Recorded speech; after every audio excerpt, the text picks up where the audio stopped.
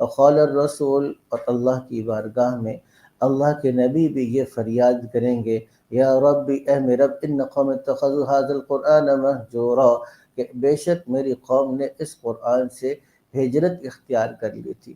تو مولانا صاحب، ہجرت جو ہے ایک ہے سب سے، آپ سمجھیے گا کہ خطرناک درجہ ہجرت کا۔ ہجرت کے بھی درجات ہیں نا، ایک درجہ ہجرت کا کیا ہے کہ انسان اس قرآن کو نہ سننے کے لیے تیار ہے نہ ماننے کے لیے تیار ہے۔ یہ ہجرت کون سی ہے؟ یہ کفار کی ہے اور مشرکین کی ہے، ٹھیک ہے۔ دوسرا درجہ قرآن حکیم سے ہجرت کا منافقین کا ہے، کہ منافقین اس قرآن کو سنتے ہیں، ظاہر میں تصدیق کرتے ہیں، لیکن اس قرآن کو حقیقت میں ماننے کے لیے تیار نہیں ہوتے۔ یہ بھی قرآن سے ہجرت کفر کی ایک قسم ہے، جس کو منافقین کی ہجرت کہیں گے۔ اچھا، تیسری صورت کیا ہے کہ قرآن حکیم کو مانتے ہیں کہ اللہ کا کلام بھی ہے، کچھ نہ کچھ اس بات کا یقین بھی رکھتے ہیں، لیکن نہ ہی کبھی قرآن کو پڑھنا سیکھا ہے، نہ کبھی قرآن کے معانی پر، اس کے پیغام پر غور کیا، نہ کبھی اس کے اوپر عمل کیا، اور نہ ہی اس پیغام کو کبھی آگے پہنچا دیا۔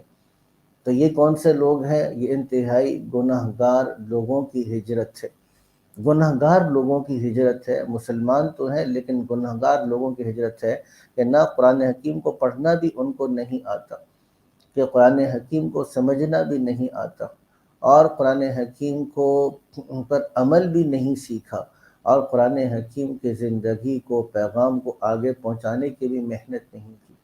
اچھا، اس سے ایک اور درجہ آگے ہے کہ اکثر لوگ وہ ہیں جو بچپن میں قرآن حکیم کو پڑھ لیتے ہیں، ناظرہ پڑھ لیتے ہیں، لیکن پھر اس کو کبھی دہراتے نہیں ہیں۔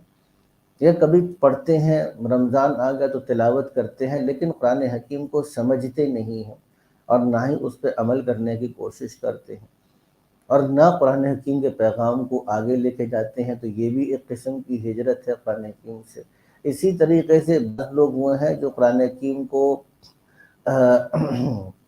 پڑھتے تو ہیں، قرآن حکیم کو سمجھتے تو ہیں، لیکن اس کی عملی زندگی کو سیکھنے کی کوشش نہیں کرتے۔ اسی لیے قرآن حدیث میں نے آپ کو کئی دفعہ سنائی، ما امن بالقرآن من استحل محارمہ، اس آدمی کا قرآن پر کوئی ایمان نہیں ہے جس نے قرآن کی حرام کو اپنے لیے حلال سمجھا ہوا ہے۔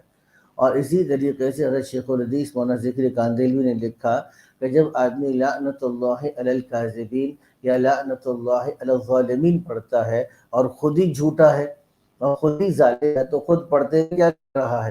ان پر لعنت بھیج رہا ہے۔ تو کیا ہوا کہ پھر یہ تو اس کا پڑھنا اس کے اوپر وبال ہے، خود اس کے اوپر وبال ہے کہ کیا کر رہا ہے؟ پڑھ بھی رہا ہے اور خود اپنے اوپر لعنت بھی بھیج رہا ہے، اپنی زندگی کو قرآن کے مطابق لانے کے لیے تیار نہیں ہے۔ اور پھر اللہ کے نبی نے کہا کہ دیکھو، جب تمہارے پاس قرآن پہنچ جائے تو پھر تم قرآن حکیم کو آگے نقل کرو۔ یہ جیسا کہ قرآن حکیم میں کئی جگہ پر ہم اس چیز کو پڑھ رہے ہیں کہ ھذا بلاغ للناس، سورہ ابراہیم کی آخری آیت تھی جو ہم نے پڑھی، یہ ایک پیغام ہے، ھذا بلاغ للناس، سارے انسانوں کے لیے، سارے انسانوں تک اس قرآن کے پیغام کو پہنچانا یہ ہماری ذمہ داری تھی۔ وَلِيُنذَرُوا بِهِ، اور تاکہ لوگوں کو اس قرآن کے ذریعے سے خبردار کیا جائے، وَلِيَعْلَمُوا أَنَّمَا هُوَ إِلَٰهٌ وَاحِدٌ، اور تاکہ وہ لوگ جان لیں کہ وہ ایک ہی الہ ہے، وَلِيَذَّكَّرَ أُولُو الْأَلْبَابِ، اور تاکہ عقل والے نصیحت کو حاصل کر سکیں۔ تو یہ درجات ہیں، اس لیے ہمیں اس بات کی طرف توجہ دینے کی ضرورت ہے، جس محنت میں ہم لگے ہوئے ہیں، جس محنت میں ہم لگے ہوئے ہیں، کون سی محنت ہے؟ کہ قرآن حکیم کو پڑھنا ہے، قرآن حکیم کو سمجھنا ہے، اور ہم اس بات کا مذاکرہ کر رہے ہیں کہ جہاں ہماری زندگی میں کمی آ رہی ہے، ہم اپنی زندگی کو کیا کریں؟ قرآن حکیم کے مطابق لانے کی محنت کریں۔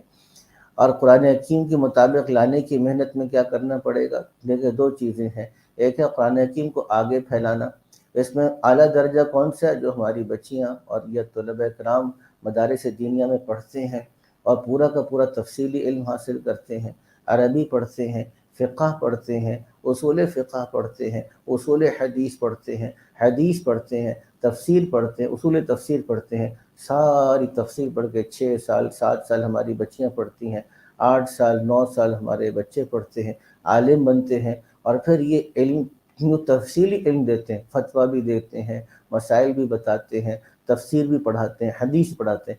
یہ درجہ قرآن حکیم کو پھیلانے کا علماء کرام کا ہے۔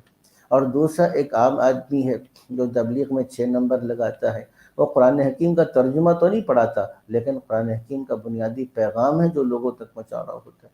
تو یہ بھی گویا کہ تبلیغ قرآن ہی ہے۔